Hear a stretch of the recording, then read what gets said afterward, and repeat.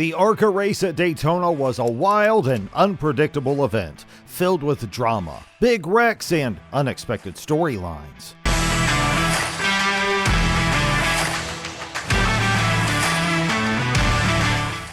One of the biggest talking points was Cleetus McFarland's involvement in the race. McFarland made a huge impact by bringing new eyes to ARCA. From the very start, this race had chaos written all over it. With so many drivers having little to no experience in this type of racing, crashes were almost guaranteed, and that's exactly what happened.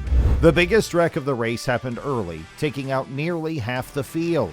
A massive 15-car pileup left many strong contenders with heavy damage. Some cars were completely destroyed, while others barely limped away.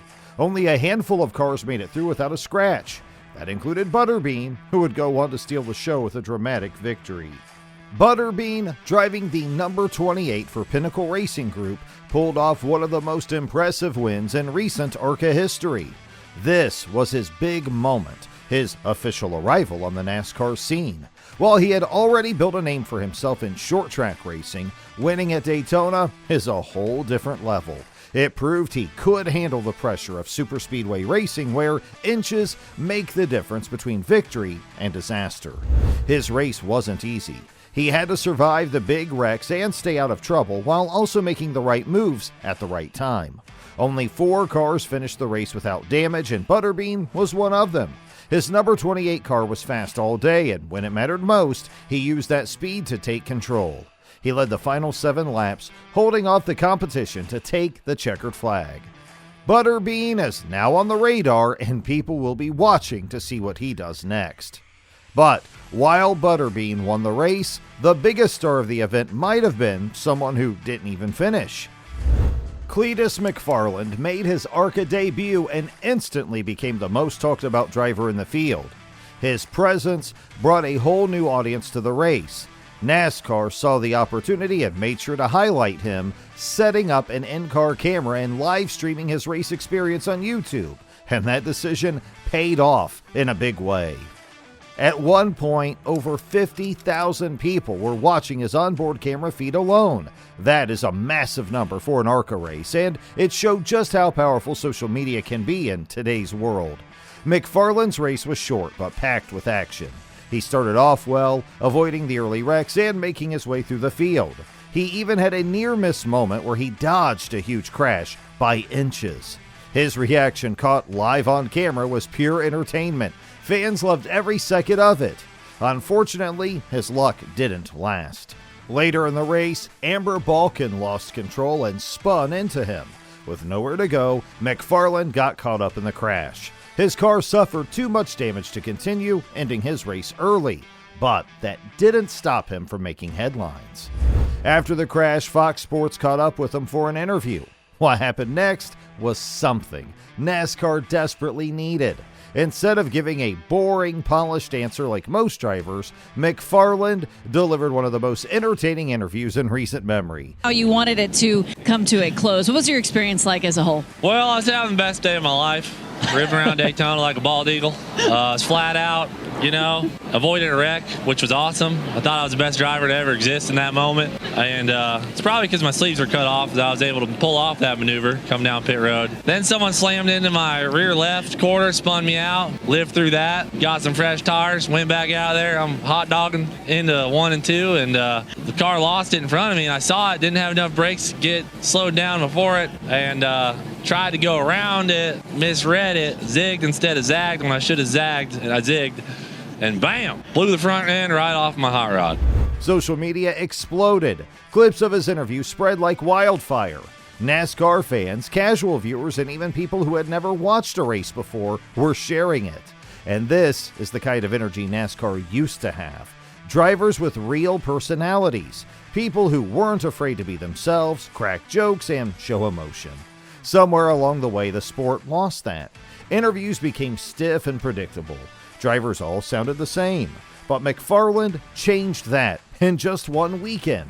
He isn't a full-time NASCAR driver. He doesn't have years of experience in stock car racing. But in one race, he did something many professional drivers haven't done in years. He made people care. His presence brought thousands of extra eyes to an ARCA race, a series that usually struggles for attention.